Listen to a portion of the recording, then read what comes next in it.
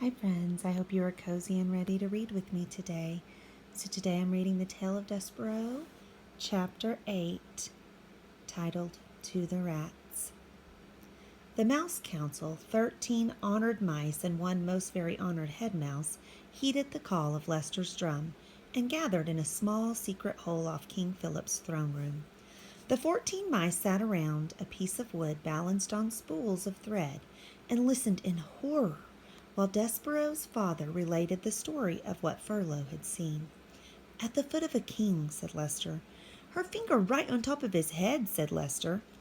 "He was looking up at her, and—" It was not in fear. The Mouse Council members listened with their mouths open. They listened with their whiskers drooping and their ears flat against their heads. They listened in dismay and outrage and fear. When Leicester finished, there was a silence, dismal and deep. "Something," intoned the most very honored head mouse, "is wrong with your son. He is not well. This goes beyond his fevers, beyond his large ears and his lack of growth. He is deeply disturbed.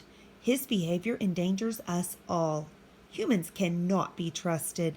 We know this to be an indisputable fact. A mouse who consorts with humans?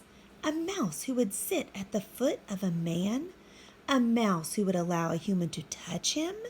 And there the entire Mouse Council indulged in a collective shiver of disgust. "Cannot be trusted. That is the way of the world, our world.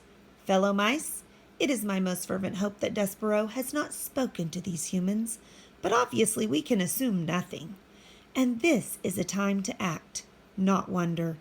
Leicester nodded his head in agreement, and the 12 other members of the Mouse Council nodded their heads too. "We have no choice," said the head mouse. "He must go to the dungeon." He pounded his fist paw on the table. "He must go to the rats immediately. Members of the council, I will now ask you to vote. Those in favor of Despereaux being sent to the dungeon, say aye." There was a chorus of sad ayes. "Those opposed, say nay." Silence reigned in the room. The only noise came from Leicester. He was crying, and 13 mice, ashamed for Leicester, looked away. Reader, can you imagine your own father not voting against your being sent to the dungeon full of rats? Can you imagine him not saying one word in your defense? Despereaux's father wept, and the most very honored head mouse beat his paw against the table again and again, and said, "Despereaux Tilling will appear before the mouse community.